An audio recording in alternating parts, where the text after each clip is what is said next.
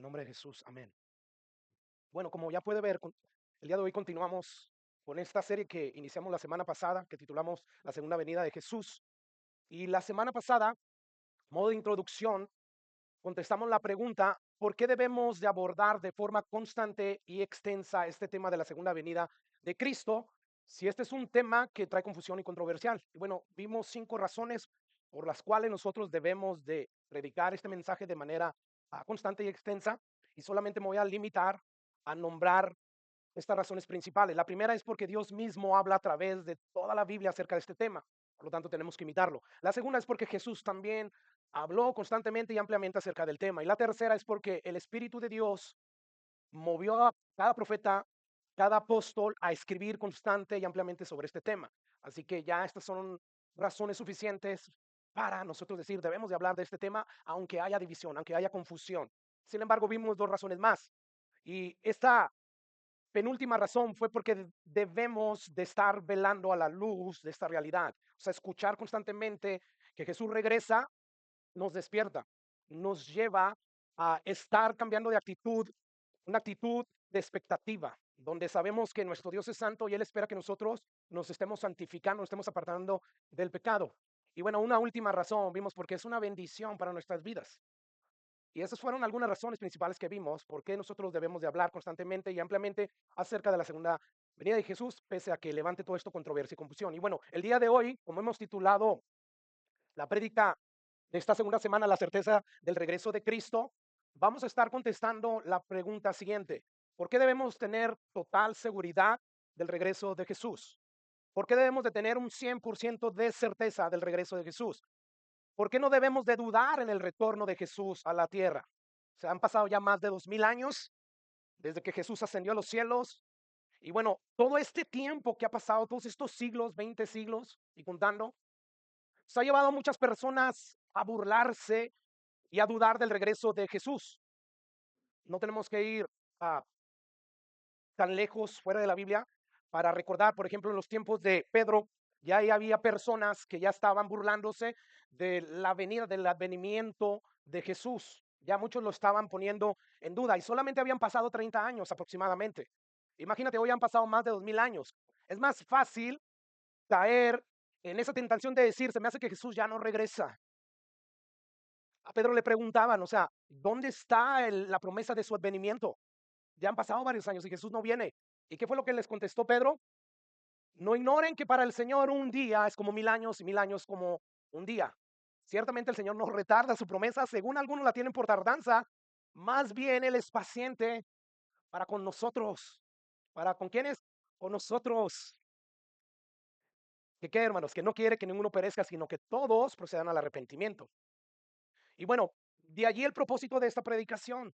Intentamos con la asistencia del Espíritu Santo que al considerar varios pasajes bíblicos como el de Apocalipsis, pues Él pueda llenarnos de certeza al meditar en estos pasajes y al llenarnos de certeza, de seguridad, pues nosotros podamos tener ánimo suficiente para poder velar, para poder esperar en su regreso con gozo y santidad. Y bueno, y también para que los religiosos que piensan que a lo mejor son cristianos y no lo son, y también los abiertamente perdidos, pues puedan llenarse de suficiente temor para que corran a refugiarse en Cristo antes de que sea demasiado tarde. Así que la pregunta en la cual va a girar toda nuestra predicación es esa: ¿por qué debemos tener total seguridad del regreso de Cristo? ¿Por qué debemos de tener un 100% de certeza del regreso de Cristo? ¿Por qué no debemos de dudar del retorno de Cristo a la tierra? Bueno, en primer lugar, yo creo que esta es la razón principal, de acuerdo a lo que yo creo, es debido a la veracidad de la Biblia. O sea, debido a que la Biblia, lo que ella narra en sus 66 libros, cada narración es verídica, sucedió. O sea, podemos nosotros totalmente confiar en la Biblia como la fuente de la verdad. Es por eso que nosotros debemos de tener un 100% de certeza de que Cristo vuelve por segunda vez, debido a la veracidad de la Biblia. Y bueno, yo puedo empezar primero usando razones bíblicas de por qué debemos de tener esa certeza total del regreso de Cristo. Por ejemplo, yo puedo decir, porque ya vimos la semana pasada, que Dios segura a través de muchos pasajes bíblicos que va a regresar Cristo. Sin embargo, hermanos, aunque eso ya sería razón suficiente, sin embargo, alguien pudiera decir, ¿y cómo yo sé que la Biblia es la fuente de la verdad? Yo no sé si alguna vez tú te has preguntado, ¿cómo yo sé que lo que la Biblia dice es verdad? ¿Cómo puedo estar 100% seguro de que mis creencias bíblicas son veraces? Y bueno, yo creo que la respuesta es evaluando las creencias bíblicas que abrazamos a la luz de nuestra razón, a la luz de la sensatez y de la lógica. O sea, ¿cómo convencemos a alguien que la Biblia es la palabra de Dios? Nosotros ya no necesitamos que nos convenzan, ya estamos convencidos. Sin embargo, los incrédulos sí. Así que vamos a dejar que nuestra razón nos dicte, después de ver algunos argumentos a favor de la veracidad de la Biblia, que podemos confiar totalmente en la Biblia como la fuente de la verdad. Yo no sé si usted sepa o se haya dado cuenta, pero Dios nos facultó, hermanos, con una mente capaz de razonar. Y esa capacidad que Dios nos dio de razonar nos debe llevar a saber distinguir la realidad de lo ficticio, de lo inventado. Bueno, vamos a ejercitar nuestra mente para razonar con congruencia, para averiguar si es que la Biblia es veraz. ¿Y cómo lo vamos a hacer? Bueno, vamos a ver algunos argumentos, como ya dije, a favor de la veracidad de la Biblia. Pregunta, ¿cómo yo sé que lo que la Biblia dice es verdad? Bueno, vamos a ver algunas razones contundentes que nos van a probar que la Biblia verdaderamente es la fuente de la verdad y por consiguiente, como eso es así, podemos tener 100% de certeza de que todo lo que dice es verdad y todo lo que promete lo cumple Dios. Se estima que existen en el mundo entre 4.000 y 4.300 religiones en el mundo. Oh, perdón, como ya mencioné, el mundo. Y bueno, de esas 4.000 religiones que hay en el mundo y más, solamente hay 3 religiones que claman tener un libro inspirado. ¿Cuáles son estas religiones? El judaísmo, que considera a Yahweh como el único Dios y que se centran solamente en el Antiguo Testamento, en el Tanaj, como ellos le llaman, que es parte de la Torá del Tanaj. Bueno, está también el cristianismo, que creemos en un Dios que se manifiesta en 3 personas, Dios Padre, Dios Hijo, Dios el Espíritu Santo, y que nos centramos tanto en el Antiguo Testamento como en el Nuevo Testamento. Y bueno, y por último está el islamismo. Ellos reconocen a Dios como el Alá, y ellos se centran únicamente sus enseñanzas en lo que es el Corán. Eso significa que el hinduismo y el budismo, que forman parte de las religiones más grandes del mundo, juntamente con el cristianismo, el islamismo y judaísmo, pues ellos no tienen un libro inspirado como el resto de todas las religiones. O sea, las únicas religiones de las 4.300 que hay en el mundo, solamente 3 proclaman tener un libro inspirado por Dios, donde en ese libro se manifiesta su Dios. Y bueno, según el sentido común, según la razón, nosotros tenemos que concluir que no es buena idea abrazar una religión que no tiene un libro inspirado, sobrenatural, por el medio del cual se revela su Dios. O sea, yo tengo que descartar esas 2 religiones. Ahora, algo interesante que quiero destacar es que tanto el judaísmo y el cristianismo como el islamismo proclaman que la Biblia es su libro y de hecho, sobre todo la Biblia, el Antiguo Testamento es la palabra de Dios. Por ejemplo, si tú le preguntas a un judío si el Antiguo Testamento es la palabra de Dios, te van a decir que sí. Si tú le dices que el Nuevo Testamento, ellos van a decir que no. Ellos piensan que Jesús fue un impostor. Ellos aún siguen esperando a un Mesías. Sin embargo, ellos sí consideran el Antiguo Testamento como la palabra de Dios. Ahora, si tú le preguntas a un cristiano si la Biblia es la palabra de Dios, pues obviamente te va a responder que sí, ¿verdad? Ahora, si tú le preguntas al Corán, el libro de los musulmanes, si la Biblia es la palabra de Dios, el mismo Corán habla acerca del Antiguo Testamento. Y ellos dicen que sí, pero que los cristianos han tergiversado muchas revelaciones bíblicas y las han adulterado de tal manera que encajen con el cristianismo.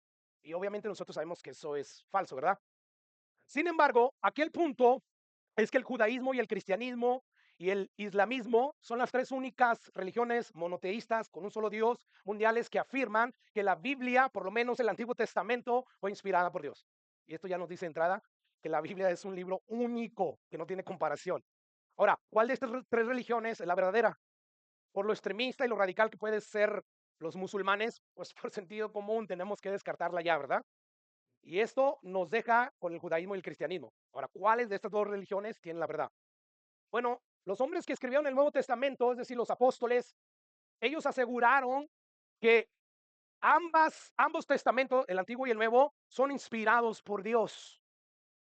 Y bueno, podemos decir que podemos creerles a ellos porque ellos fueron personas con facultades mentales bien equilibradas, que llevaron vidas con decencia, y recato. O sea, en otras palabras, ellos fueron personas dignas de confiar en sus afirmaciones y declaraciones, acerca de Dios. De hecho, algo sumamente interesante a destacar es que ellos siempre estuvieron dispuestos a dar sus vidas por defender el testimonio de Jesús, por declarar, ciertamente Jesús era el Mesías, nosotros lo vimos, vimos su gloria, vimos sus milagros, vimos cómo lo mataron, cómo fue sepultado y lo vimos resucitado. Y yo estoy dispuesto a dar mi vida. O sea, un loco puede morir por una mentira, pero gente cuerda, con facultades mentales bien equilibradas, con personas que llevaban vidas decentes, llenas de recato, y luego un montón de ellas. O sea, tenemos que concluir que ciertamente el Nuevo Testamento que escribieron varios de los apóstoles que dieron sus vidas fue inspirado por Dios. Así que, hermanos, usando la razón y el sentido común, al ver estos argumentos, podemos concluir que ciertamente la religión verdadera está en el cristianismo. La religión que acepta tanto el Antiguo como el Nuevo Testamento como la palabra de Dios. Ahora, también es importante resaltar que la Biblia, a diferencia del Corán, que no tiene ninguna profecía en ese libro, la Biblia sí tiene un montón de profecías. Muchas de ellas, como decíamos la semana pasada, ya se cumplieron y muchas otras se cumplirán al final de los tiempos. Decíamos la semana pasada que aproximadamente el 25% del contenido bíblico es profético. Y bueno, cada una de esas profecías, muchas de ellas, de hecho, se han cumplido a pie de la letra y muchas otras, como ya dije, se van a cumplir. Ahora, de ese 25%, aproximadamente hay 300 profecías acerca de la persona y la obra de Jesús. Se dice que como 100, un poquito más de 100 profecías se cumplieron en la primera venida de Jesús. ¿Cómo cuáles? Bueno, la Biblia decía en el Antiguo Testamento, el Mesías, Jesús, van a ser en Belén, van a ser de una virgen. El Mesías, cuando vaya a entrar, a la hora de que lo vayan a querer coronar, va a entrar en un pollino. Lo van a vender por 30 piezas de plata. Zacarías dice que su costado iba a ser traspasado. La Biblia nos habla de que él iba a morir, de que él iba a ser sepultado y que iba a resucitar y un montón de cosas. ¿Usted se imagina o sabe cuál es la probabilidad matemática de que se cumplan 100 profecías en un solo hombre en un momento dado? O sea, la probabilidad de que una sola persona cumpla, ya no 100 profecías, sino solamente una profecía, pues es bien baja. Sin embargo, aquí la Biblia nos dice que de esas 300 profecías, aproximadamente 100 ya se cumplieron en la primera venida de Jesús. ¿Qué te quiero decir con esto, hermanos? Que tiene que haber detrás de esas profecías un Dios que tiene el poder para controlarlo todo. Un Dios que lo gobierna absolutamente todo. Escucha lo que dice Isaías capítulo 46, 9. Dice 9, acordaos de las cosas pasadas desde los tiempos antiguos, porque yo soy Dios y no hay otro Dios, y nada hay semejante a mí. Versículo 10, que anuncio lo por venir desde el principio y desde la antigüedad, lo que aún no era hecho, que digo, mi consejo permanecerá y haré todo lo que quiero. Versículo 11, que llamo desde el oriente al ave y de la tierra lejana al varón de mi consejo, yo hablé y lo haré venir, lo he pensado, ¿y qué? También lo haré. Mire, solo para tener una idea ligera de lo imposible que es que más de 100 profecías se cumplieran en Cristo, a menos que Dios estuviera atrás. Génesis capítulo 3, versículo 15, aquí encontramos la primera profecía con respecto a Jesús. Ahí se nos promete que ese Mesías iba a nacer de una mujer. ¿De quién? De Eva, ¿verdad? Esta profecía se dijo aproximadamente 4000 años antes de que el Mesías naciera. Y ahí se nos dice que ese Salvador iba a ser un hombre, no iba a ser un ángel, iba a ser alguien nacido de una mujer. Ahora, en Génesis capítulo 22, versículo 18, ahí se nos dice que ese Mesías iba a venir de la familia de Abraham. Pero resulta que Abraham tuvo dos hijos, Isaac e Ismael. Y luego en Génesis 22 o 21, 12, ahí se nos dice que ese Salvador específicamente iba a nacer de la descendencia de Isaac. Sin embargo, Isaac también tuvo dos hijos, Esaú y Jacob. Pero números 24 y 7 se nos dice que el Mesías iba a venir de Jacob, no de Esaú. Sin embargo, Jacob tuvo 12 hijos, no dos, 12. Y Génesis capítulos 49, 10 se nos dice que este Mesías iba a venir ¿de quién? De Judá. De esos 12 hijos que tuvo Jacob, nacieron tribus. Y bueno, de la tribu de Judá, de ahí iban a nacer el Mesías. Llegas ahí a Isaías capítulo 11, versículo 1, y se nos dice que Dios escogió a la familia de Isaí, que era de la tribu de Judá para que de ahí naciera el Mesías. Sin embargo, Jeremías 23:5 se nos dice que Isaí tuvo 8 hijos. Bueno, uno de ellos era David. Y de David, de allí, de su descendencia, saldría el Mesías. Llegas a Isaías capítulo 7, versículo 14 y se nos dice que van a ser de una joven campesina de Israel, una virgen específicamente. Y Daniel capítulo 9, versículo 24 al 17, ahí se nos dice que aproximadamente 700 años antes de Cristo, dice que el Mesías iba a nacer en el Imperio Romano. O sea, ¿qué te estoy diciendo con todo esto, hermanos? Solamente hemos visto como 9 o 10 profecías aquí y se cumplieron al pie de la letra. ¿Por qué? Porque Dios de manera soberana y todopoderosa intervino para que eso sucediera. Y esto aparte, podemos añadirle de lo que hace todavía esto más imposible que sucediera, menos que Dios esté detrás de esto, de que la Biblia fue escrita por más de 40 autores en diferentes épocas, en diferentes lugares, con diferentes oficios. No hay duda, la mano de Dios estaba detrás de toda la inspiración de la Biblia. Y esto hace que las profecías de esta persona, del Mesías, se vuelvan más difícil de cumplirse. Ahora, aparte de todo esto, la Biblia no contiene, hermano, ningún error, ni una sola contradicción a la hora de narrar la historia de la redención que encontramos en ella. O sea, tú no vas a encontrar en la Biblia ni un solo error histórico, ni un solo error científico o geográfico. ¿Qué estoy diciendo con esto? O sea, si la Biblia habla de imperios como el egipcio, el imperio babilónico, romano o griego, bueno, la historia secular corrobora la existencia de ellos. Cuando la Biblia habla de geografía en cuanto a mares, ríos y naciones, la arqueología, la ciencia ha podido corroborar la ubicación de estos ríos, de estos mares. Por ejemplo, en Génesis 15, versículo 18, dice: en aquel día hizo Jehová un pacto con Abraham, diciendo: a tu descendencia daré esta tierra, desde el río de Egipto hasta el río grande, y el río ¿qué? Éufrates. Ahora, cuando la Biblia habla acerca de los aspectos científicos, por ejemplo, la gente antes creía que la tierra era cuadrada, era plana, como algunos todavía aseveran que es. Y bueno, la Biblia en Isaías 40, versículo 22, ya nos decía que la tierra era redonda. Dice: Dios está sentado sobre el círculo de la tierra, cuyos moradores son como langosta. Mire, cada vez que la arqueología, que la ciencia encuentra manuscritos, encuentra hallazgos, vienen y corroboran cada vez más que la Biblia es veraz en cuanto a lo que habla acerca de la historia, acerca de la geografía, acerca de la ciencia. Por lo tanto, este es un argumento a favor de que ciertamente la Biblia es veraz, es la fuente de toda verdad, fue inspirada por el Dios que creó el universo y toda la tierra. Mira, un último argumento que creo que también es contundente, y es este: la Biblia fue escrita en un periodo de 1500 años. O sea, cuando Dios crea al hombre, Dios permite que pase aproximadamente como 2500 años, y después llama a Moisés y él empieza a inspirar, a narrar la historia de todo lo que él hizo, o no de todo, pero de las cosas más importantes que él hizo en esos 2500 años. Bueno, el primer libro se escribió en el año 2500, que es lo que más o menos se estima, y a través de esos 2500 años tuvieron que pasar otros 1500 para que se escribiera el resto de la Biblia, Apocalipsis. Pero ¿qué nos dice todo esto, hermano? O sea, todavía, o sea, no se pudieron poner de acuerdo los autores de los libros de la Biblia para decir: tú escribe esto, yo escribo aquello. ¿Cómo le harían ellos? Esto nos dice que detrás de ellos estaba Dios. O sea, más de 40 hombres en un periodo de 1500 años escribieron la misma historia, pedazo aquí, pedazo allá, pero al final de todo lo que ellos escribieron, nos dejan la historia de la redención de Dios. 44 hombres en 3 distintos continentes.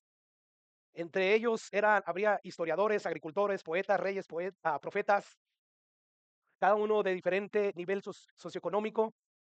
Y bueno, ellos, porque fueron inspirados por el Espíritu Santo de Dios, no escribieron nada errado, todo lo contrario. Hay una unidad perfecta en toda la historia de la Biblia. Y por lo tanto, esto ya nos dice, hermanos, que ciertamente la Biblia es la fuente de toda verdad. Podemos confiar en ella, porque detrás de ella hay un ser supremo, hay una divinidad, cual nosotros conocemos por la revelación precisamente de la Biblia, que es Dios, ¿verdad? Ahora, al meditar detenidamente en toda esta información, inevitablemente, si eres honesto, tú tienes que llegar a la conclusión de que la Biblia no es un mero libro humano, no es un libro sobrenatural. Es un libro que Después de que se escribió hace más de 2000 años, todavía existe.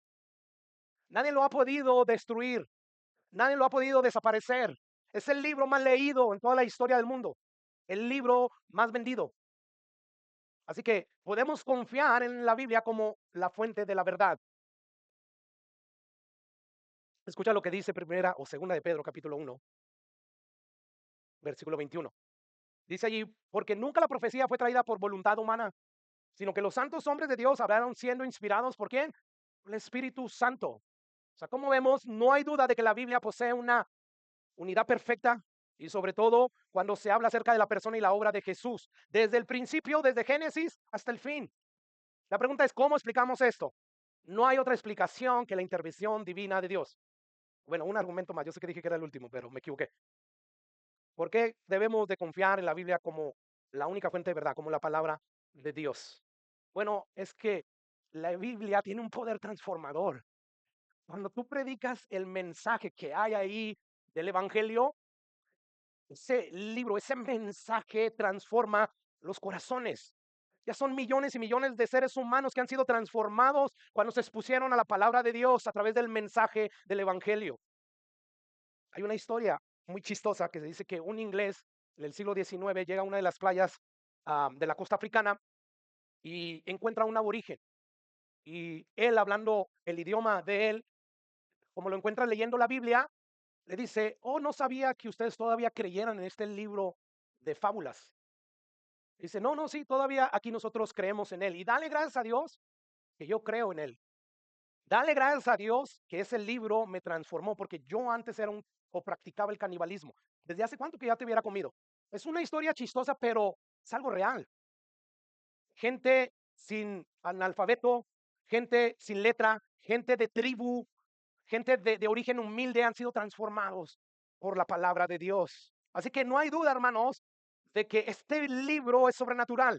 Es un libro, hermanos, que transforma los corazones. O sea, ¿cómo podemos explicar que Saulo de Tarso, que perseguía furiosamente al cristianismo, de repente se convierte al cristianismo y se vuelve el defensor más grande del cristianismo?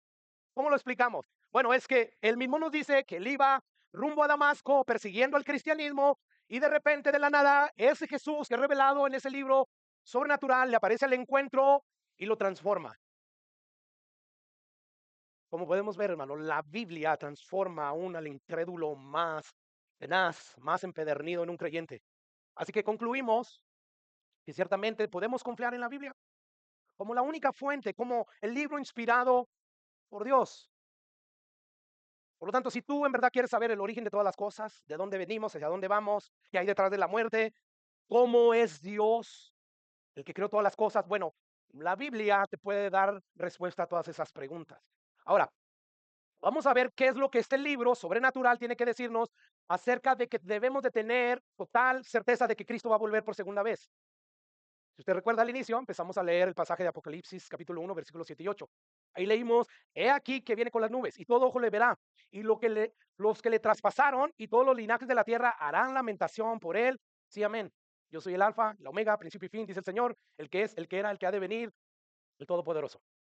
Ok, antes de empezar a estudiar este versículo, quiero traer a su atención que cuando la Biblia habla acerca del regreso de Jesús, habla implicando dos propósitos principales. O sea, Jesús tiene dos propósitos principales a la hora de regresar.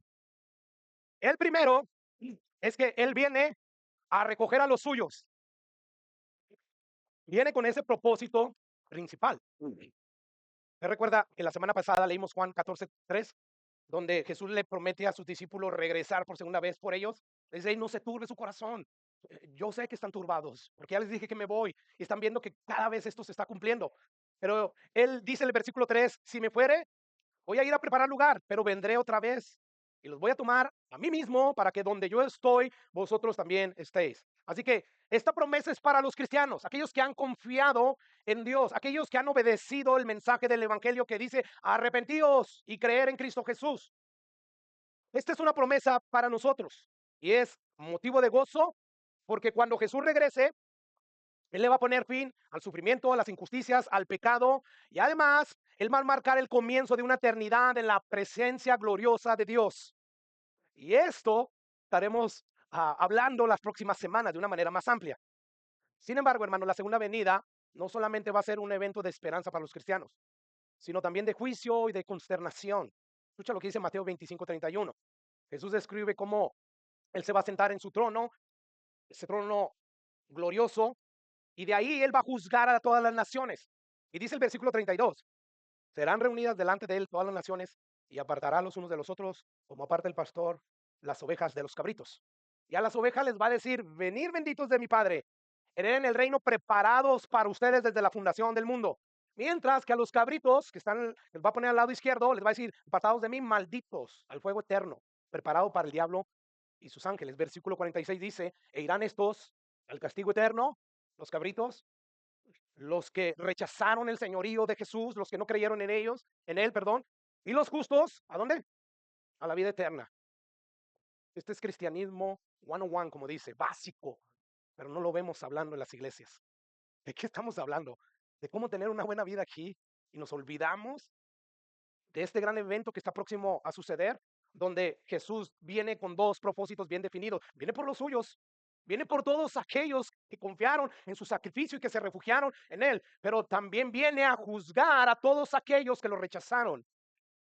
En aquel día, cuando Jesús regrese, unos irán al castigo eterno y otros a la vida eterna. Entonces, como vemos, el regreso de Cristo anuncia esperanza para los creyentes, para la iglesia, y juicio y consternación para los enemigos de Dios. Escuche lo que Pablo dice en 2 Tesalonicenses 1, versículos 7 al 11. Dice él, y a vosotros que sois atribulados, daros reposo con nosotros, cuando se manifieste el Señor Jesús desde el cielo con los ángeles de su poder. Y escucha cómo se va a manifestar. Dice ahí, en llama de fuego. ¿Para qué? Para decirles, miren, crean en mí, soy verdaderamente Dios. No dice que para dar retribución a los que no conocieron a Dios ni obedecieron el evangelio. ¿Cómo obedecer el evangelio? El mensaje del evangelio dice arrepentíos, vengan y acérquense a Dios a través de Jesucristo que perdona todos los pecados. Bueno, dice ahí que les va a dar retribución con fuego a todas esas personas que no obedecieron al evangelio. Versículo 9, los cuales sufrirán pena de eterna perdición, excluidos de la presencia del Señor. Eso es lo más terrible. Ausencia total de la presencia de Dios. Que la presencia de Dios hay plenitud de gozo. O sea, quiere decir que donde no hay presencia de Dios no hay nada de esto. Eso es algo terrible. Y sigue diciendo ahí Pablo, dice el versículo 10, cuando venga en aquel día para ser glorificado, o sea, va a venir para darle retribución a aquellos que no obedecieron el evangelio. Pero también va a venir, ¿para qué? Para que sus santos le glorifiquen, lo admiren en todos los que creyeron, por cuanto nuestro testimonio ha sido creído entre vosotros. Así que Pablo nos está diciendo, nadie va a escapar de este gran día, del regreso de Jesús, de este juicio. Algunos van a ser recompensados y otros van a ser castigados según sus obras. Entonces vemos que la Biblia nos dice claramente que Jesús regresa, número uno, a recompensar a sus ovejas, y número dos, para enjuiciar a todos sus enemigos. Y bueno, este pasaje de Apocalipsis, como vamos a ver en un momento, nos habla de este segundo propósito. Jesús viene por segunda vez para ajustar cuenta con todos aquellos que lo rechazaron. Vamos a volver ahí al pasaje. Escucha lo que dice ahí, versículo 7. He aquí que viene con las nubes. Esa frase, he aquí, es una frase que tiene la intención de despertar en nuestras mentes, en nuestros corazones, los sentidos, de que, hey, estén alerta. Lo que estoy a punto de decirles es algo muy importante. De hecho, este he aquí hace eco de la afirmación que, por cierto, vimos la semana pasada en Daniel 7:13. Vamos a verlo de nuevo este pasaje. Dice ahí Daniel, miraba yo en la visión, y he aquí con las nubes del cielo venía uno como un hijo de hombre que vino hasta el anciano de días y le hicieron acercarse delante de él. Ok, a la luz de este pasaje podemos concluir que es como si Dios dijera a través de Juan, hey, presten atención, de hecho, total atención a lo que Juan está a punto de decir. Jesús viene pronto con las nubes. Todo ojo le verá, los que le traspasaron y lo rechazaron y todos los linajes de la tierra. Cuando eso suceda, harán lamentación por él. Por lo tanto, estén plenamente convencidos de que aquel que murió en la cruz para perdón de pecados regresa por segunda vez. Así que yo veo aquí una advertencia muy solemne, muy seria para aquellos que rechazan a ese Jesús que se revela en las Escrituras. No al Jesús moderno. Al Jesús moderno nadie lo rechaza. Y hasta el mundo lo quiere, porque presentan a un Jesús que está ahí nada más. ¿Para qué? Para cumplirte todos tus deseos, para contestar todas tus oraciones egoístas, que ninguna de ellas pide, sea más como tú, Jesús, que sea santo como tú. No, siempre estamos pidiendo que nos resuelva nuestros problemas. Bueno, ese no es el Jesús que se revela en la Biblia. Es parte de ese Jesús, pero hay un Jesús que nos dice que Él viene a ajustar cuentas, que Él viene por una iglesia que se aparta del pecado, porque le ha dado al Espíritu Santo que lo capacita de apartarse del pecado. Por lo tanto, Él espera por consiguiente eso, espera que se comporten como hijos de Dios, porque en ellos el mismo Espíritu de Dios mora. Por lo tanto, aquí yo veo una advertencia para aquellos que rechazan a ese Jesús revelado en las Escrituras. He aquí vengo pronto para dar retribución a los que no obedecieron el Evangelio, a los que no atendieron al llamado del arrepentimiento. Y entonces, cuando llegue ese día, todos los linajes de la tierra, todas las naciones, todas harán lamentación por él. Ahora, Juan, después de decir, he aquí, él pasa a describir la venida de Jesús. Dice que viene ¿cómo? ¿O con qué? Con las nubes, ¿verdad? He aquí viene con las nubes. La pregunta que surge es, ¿qué significa que él venga con las nubes? ¿Acaso significa que el medio de transporte, el cual va a traer a Jesús por segunda vez, es una nube? Y la respuesta es obvio que no, hermanos. Más bien lo que Juan está enfatizando aquí es que Jesús va a regresar con gloria. Vamos a ver lo que la Biblia dice acerca de lo que simbolizan las nubes. Vamos a ir a varios pasajes. De hecho, solamente voy a hablar acerca de ellos. Como son muy familiares, pues no tenemos que ir exactamente a las citas. Pero cuando la Biblia habla acerca de nubes, la asocia con la presencia de Dios. O sea, una nube es como si fuera símbolo de la presencia de Dios. ¿Recuerdan cuando Dios anduvo con su pueblo en el desierto por varios años, 40 años creo? Bueno, ¿cómo se manifestaba a ellos antes de entrar a la tierra prometida? ¿Cómo se manifestaba a ellos? Bueno, de día eran guiados por una ¿qué? Una nube. Ahora, ¿recuerda cuando la nube de la gloria de Dios llenó el tabernáculo una vez que fue terminado, cuando Moisés lo termina? Dice ahí que ese tabernáculo se llenó como si fuera una nube, como si fuera la gloria de Dios. Lo mismo pasó, hermanos, cuando el templo fue terminado. Eso lo encuentras en Primera de Reyes 8:10. La gloria de Dios llenó el templo y era como una nube. ¿Y qué me dice cuando Jesús subió a ese monte y se transfiguró? Pasó lo mismo. Escucha lo que dice Mateo 17:5. Mientras él aún hablaba, una nube de luz los cubrió. Y aquí una voz de la nube que decía, este es mi hijo amado, en quien tengo complacencia, a él oíd. Hay un pasaje más, creo que está en Isaías, donde Dios dice, he aquí yo vengo a Egipto en una nube ligera. ¿Para qué? Para hacer juicio. Pues, a través de varios pasajes nosotros podemos concluir que cuando la Biblia habla acerca de nubes, habla acerca de la presencia de Dios, acerca de su gloriosa presencia. Por lo tanto, cuando Juan está diciendo que Él viene con las nubes, no significa en sí que Él va a estar bajando como ahorita que veníamos desde acá, habían muchas nubes, todavía no llegaba esta tormentita que pasó, y habían muchas nubes que parecían así como un suave algodón, pero que es puro vapor, ¿verdad? Los que han volado se dan cuenta que las nubes es vapor.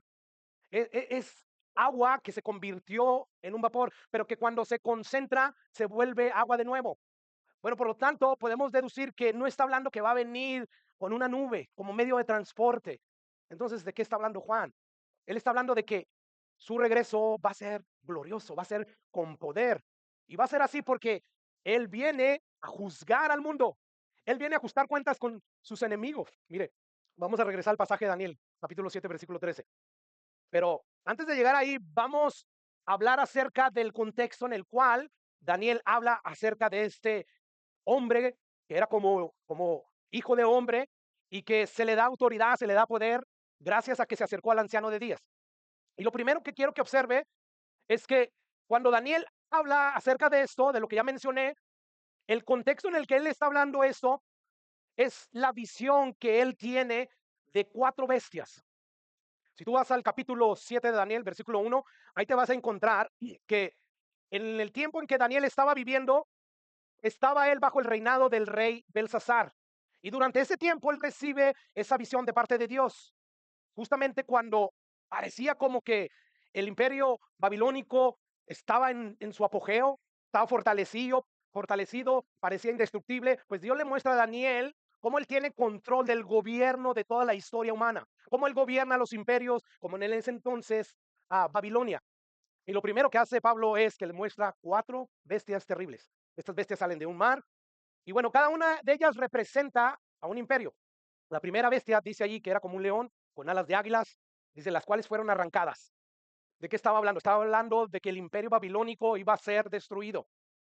Y bueno, la segunda bestia dice que era semejante a un oso y este representaba el imperio persa, que de igual manera fue el que derrocó al babilonio. Este también iba a ser un imperio fuerte. Sin embargo, iba a venir una tercer bestia, semejante a un leopardo, con cuatro alas, que después de volar, esta bestia vino y mató a la segunda bestia. Pero después de esta tercera bestia, que parecía muy fuerte, se levantó una cuarta bestia. Ella era más espantosa, dice ahí Daniel, más terrible y en gran manera fuerte.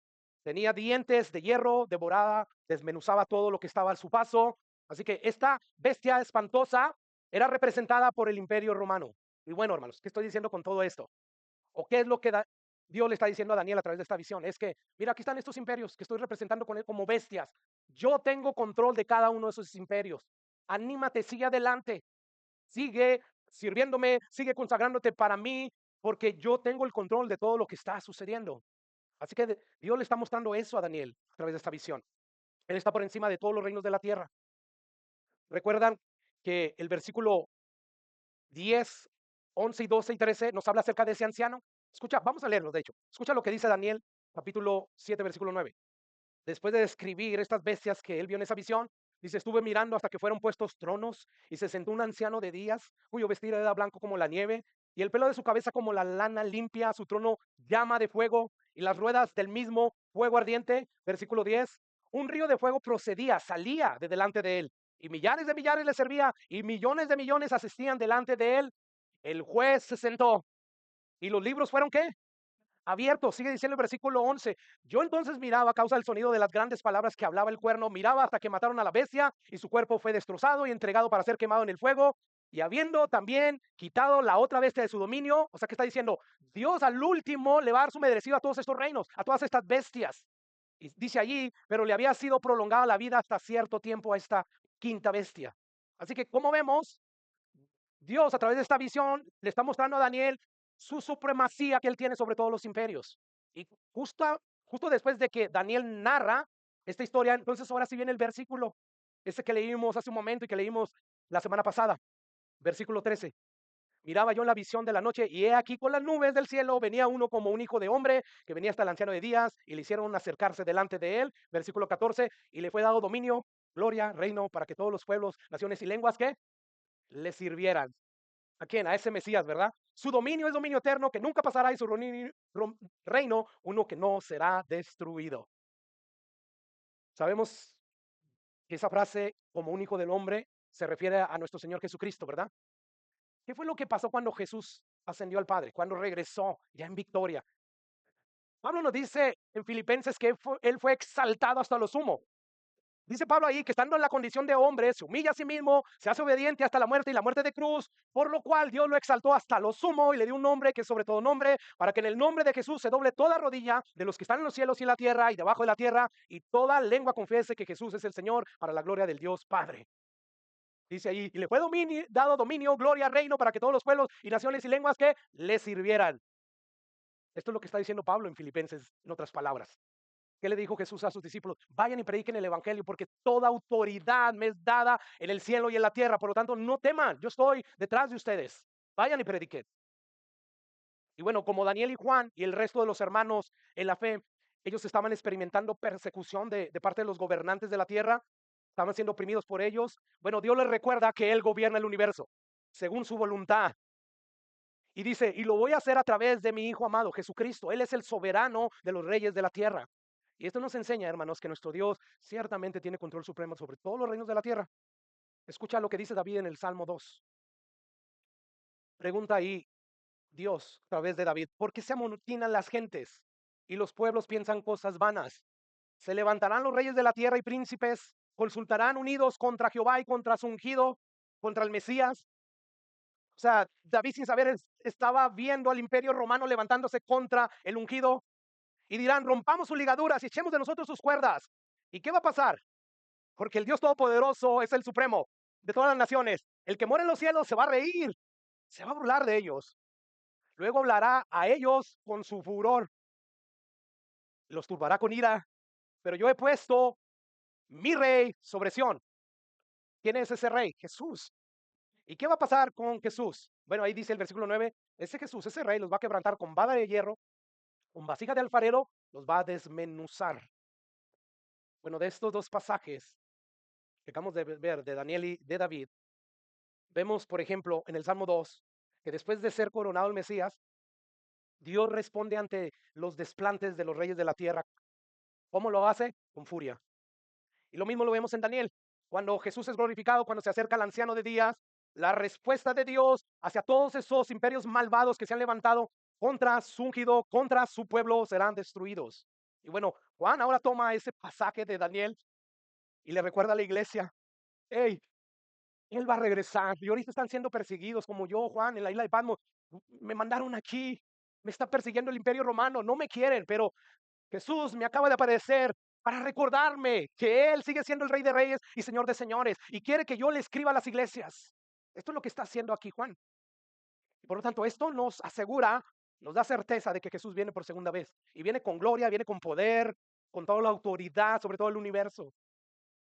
Pero volvamos ahí a Apocalipsis, versículo 7, que sigue diciendo ahí Juan, aquí viene con las nubes y todo ojo que le verá. La segunda de Jesús, la segunda venida, será pública, no será secreta. Todo ojo le verá, tanto los cristianos como aquellos que lo rechazaron, todos ellos lo verán. Y luego, justo después de que Juan nos dice esto, él pasa a decir lo que le va a pasar a todos aquellos que rechazaron a Jesús. Y esto lo encontramos en el final del versículo 7. ¿Qué les va a pasar? Todos aquellos que rechacen a Jesús harán lamentación por él, sí, amén. Dice Juan, sí, eso va a suceder, eso es verdad, van a hacer lamentación. Esto nos habla de que, una vez más, de que Jesús va a juzgar a las naciones incrédulas cuando Él vuelva por segunda vez. Así como vimos que el anciano de días en Daniel juzgó, ¿verdad? O sea, se sentó en su trono de fuego que ardía. ¿Para qué? Para juzgar. Dice que los libros fueron abiertos. Y bueno, Juan añade, entonces todos los linajes de la tierra harán lamentación por él. Y por supuesto, entre todos esos linajes, todas esas naciones de la tierra, van a estar todos aquellos que crucificaron o que tuvieron que ver con la crucifixión de Jesús. Sin embargo, no solamente ellos van a estar allí, van a estar ahí todos aquellos que rechazaron la oferta del Evangelio, incluyendo todos aquellos que una vez profesaron amarle al Señor, pero que después regresaron al mundo. También van a estar aquellos que iban cada domingo a la iglesia solo a escuchar la palabra de Dios y no hacerla, y eso los convertía en oidores y no hacedores de la Biblia. Todos ellos van a estar, todos aquellos que rechazaron la oferta del Evangelio de recibir perdón en todos sus pecados, van a hacer lamentación, dice la Biblia.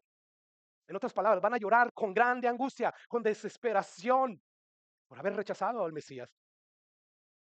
Ahora, Juan en el versículo 8 nos va a dar la razón de por qué la segunda venida de Jesús es inevitable, ineludible, es certero que Jesús venga por segunda vez. Escucha lo que dice el versículo 8. Yo soy el alfa y la omega, el principio y fin.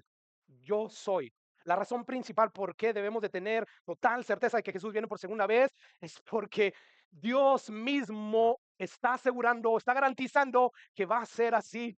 Yo mismo soy el alfa y la omega. Por lo tanto, tengan un 100% de certeza de que Jesús viene por segunda vez. Y viene ciertamente a levantar a los suyos, pero a juzgar a las naciones incrédulas. Yo soy el alfa y la omega. Vengo porque vengo. Porque así como yo cumplí todo aquello que prometí acerca de la primera venida del Mesías, ¿como qué? Como que iban a ser en Belén, como que iban a ser de una virgen, como que iba a montar un pollino en su entrada triunfal, como que iba a ser vendido por 30 piezas de plata, y como que iba a ser traspasado en su costado, y que iba a morir, y que iba a ser sepultado y resucitado, y después iba a descender. Bueno, de la misma forma, dice el alfa y el omega, el principio, el fin, el que era, el que es, el que ha de venir, el todopoderoso, que dice que de la misma forma va a cumplir al pie de la letra cada promesa, cada advertencia que él hizo en el pasado que haría en la segunda venida de Cristo. Por lo tanto, podemos estar totalmente seguros de que nada va a impedir que la promesa de la segunda venida de Cristo se cumpla. Nada, absolutamente nada, debido a quien lo promete. ¿Quién es el que lo promete? El todopoderoso, el omnisciente, el omnipresente, el omnipotente. Debido precisamente a quien lo promete, es que nadie va a poder frustrar ese plan de Dios de que venga Jesús por segunda vez. Yo soy el alfa y la omega, dice Dios. En otras palabras, es como si Dios dijera a través de Juan, Yo soy el alfa y la omega. ¿Saben qué es eso? ¿Saben lo que significa eso? O sea, yo soy la primera y la última letra del alfabeto griego, del abecedario. ¿Y qué significa eso? Bueno, en un abecedario, en un alfabeto, uno puede, a través de las letras que tenga el alfabeto, por ejemplo, el español creo que tiene 27, no sé si eran 28, pero vamos a decir que tiene 27 letras. Bueno, a través de esas letras uno puede formar muchas palabras. Uno puede almacenar palabras, uno puede comunicar todo el conocimiento que hay. Por lo tanto, ¿qué estoy diciendo con todo esto, hermanos? Bueno, cuando Dios dice que Él es el alfa y la omega, la primera letra y la última letra del alfabeto griego, Él está diciendo, en mí está todo el conocimiento. O sea, Él es omnisciente, todo lo sabe, absolutamente todo. Él es el alfabeto supremo. Él contiene todo el conocimiento de toda la historia del universo. Así que, como si Dios dijera a través de esta afirmación, yo soy el alfa y la omega, es como si Él dijera, no hay información, no hay conocimiento, no hay verdad, no hay entendimiento, no hay sabiduría fuera de mí, yo lo conozco todo. Por lo tanto, cuando yo digo que Jesús viene por segunda vez, créanlo, no lo duden, porque yo soy omnisciente. O sea, yo conozco todas las cosas que han sucedido y que van a suceder. No hay nada fuera de mi conocimiento, yo lo sé todo y como yo lo sé todo, no hay nada que exista o que pueda suceder que yo no tenga conocimiento que pueda afectar el plan de la segunda venida de Jesús. Mi omnisciencia te afirma a ti que no hay cosa desconocida que pueda obstaculizar mi plan. Jesús viene por segunda vez. Puedes tener total seguridad de que Jesús viene por segunda vez. Y qué difícil es creer esto. Es difícil, sobre todo en la época que nos ha tocado vivir. Estamos tan relajados, tan acostumbrados aquí en los afanes del mundo que inclusive a mí a la hora de querer predicar esta verdad se me hace difícil predicarla con convicción. Y no puedo sacar un amén en ustedes. Y no estoy hablando exactamente de ustedes. En cualquier parte, en cualquier iglesia que se predique este mensaje, se está cumpliendo lo que Jesús dijo. Cuando el Hijo del Hombre venga, hallará fe. Dios nos ayude, hermanos. El hecho de que se nos haga difícil creer esta verdad no significa que Jesús no viene. Jesús viene. Jesús viene por segunda vez. Y viene por los suyos, pero también viene a justiciar a todas las naciones incrédulas. Así que Jesús, Dios está diciendo a través de Juan, crean que yo vengo. Yo soy el alfa y el omega, yo soy omnisciente, yo lo sé todo. Y yo sé que no podemos entender esto, pero Dios no está limitado al tiempo ni al espacio. O sea, Dios, yo sé que es difícil asimilar lo que voy a decir, pero Dios está al mismo tiempo en el pasado como en el presente y en el futuro. Y es como si Dios ya estuviera en el futuro y está diciendo, Jesús viene, yo soy el omnisciente, todo lo sé, y yo sé que Él viene. Por lo tanto, crean que Él viene, llénense de certeza, llénense de total seguridad. Él viene. Y Dios sigue diciendo a través de Juan, yo soy el alfa y el omega, el principio y el fin, el que es y el que era y que ha de venir. ¿De qué nos habla esto? De omnipresencia. No solamente el atributo de Dios, omnisciencia, nos da certeza de que Jesús viene por segunda vez, sino un segundo atributo de Dios, omnipresencia, omnipresencia. Él está en todas partes. Él es, el que era y el que ha de venir. Una vez más, Dios no está limitado al espacio, al tiempo. Es como si Dios dijera, no hay nada fuera de donde yo estoy. Y Dios dijera, con esto quiero decirles que yo estoy en el pasado, que estoy en el presente, estoy en el futuro.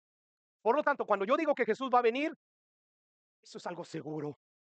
Porque todo asunto, toda persona, todo acontecimiento, todo evento, todo lugar y toda realidad de toda la eternidad están visibles en mi presencia. Yo lo sé todo. Y bueno, tratar de concebir y cuadrar esto en nuestras mentes es imposible, ¿verdad? Nos vuela la cabeza.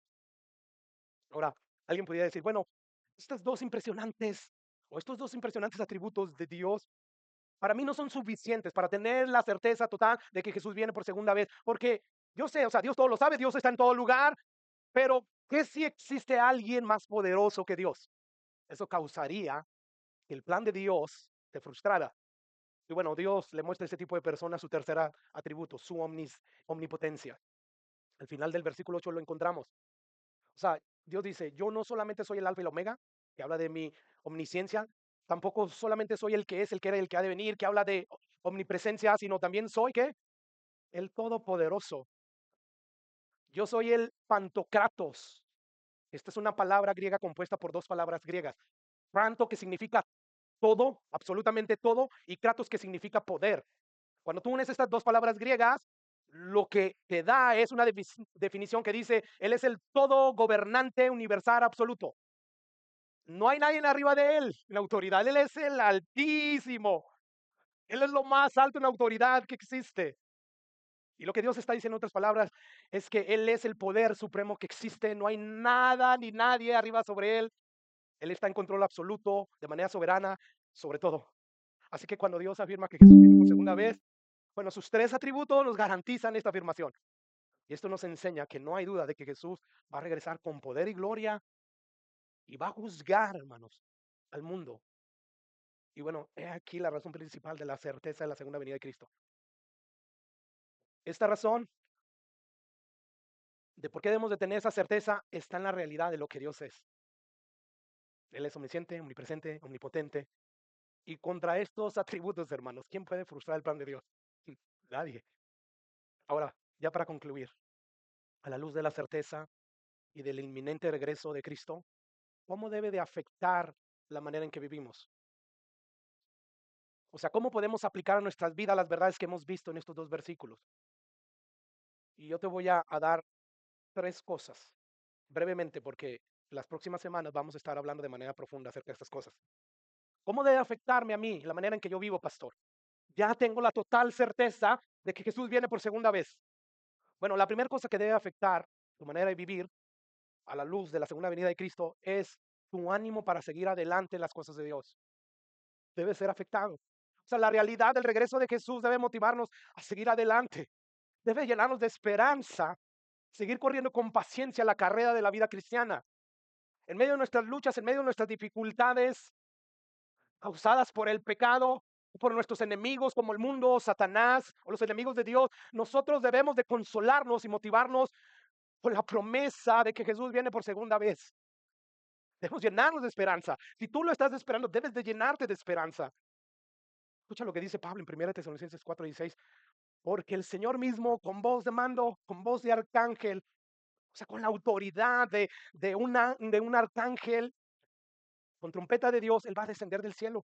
Y los muertos en Cristo van a resucitar primero. Luego nosotros los que vivimos, los que hayamos quedado, seremos arrebatados juntamente con ellos en las nubes para recibir al Señor en el aire. Y así estaremos para siempre con el Señor. Por lo tanto, debido a esta realidad, debido a que tenemos la seguridad de que Jesús viene por segunda vez, que se tocará la trompeta final. Debido a ello, por lo tanto, alentados los unos a los otros con estas palabras. Así que una manera en que debe afectar nuestras vidas el regreso de Cristo es motivándonos, alentándonos a seguir adelante, a seguir peleando contra el pecado, no para ganarnos la salvación, Jesús ya la ganó, pero sí para agradar a Dios. Si peleamos contra el pecado para ser más efectivos en la mano de Dios. Segunda cosa, que debe afectar la manera en la que nosotros vivimos a la luz de la venida o la segunda venida de Jesús, es nuestra actitud hacia el pecado. Primera de Juan, capítulo 3, versículo 2. Amados, ahora somos hijos de Dios, ya somos hijos de Dios, por el hecho de que creímos en el sacrificio de Jesús. Por gracia y por fe somos salvos y somos hijos de Dios, dice Juan. Pero aún no se ha manifestado lo que hemos de ser. Sí, ya somos hijos de Dios, pero aún no se ha manifestado lo que hemos de ser. Pero sabemos que cuando Él se manifieste en su segunda venida, seremos semejantes a Él, porque le veremos tal como Él es. Y versículo 3, donde quiero llegar. Y todo aquel que tiene esa esperanza, ¿qué hace? Una vez salvo, salvo para siempre. Por lo tanto, ¿qué me importa el regreso de Jesús? No, el que tiene esa esperanza, esta esperanza de que un día se va a manifestar a Jesús y cuando le veamos seremos semejantes a Él, es de esa esperanza que está hablando. Bueno, todo aquel que tiene esa esperanza en Él se purifica a sí mismo, así como Él es puro.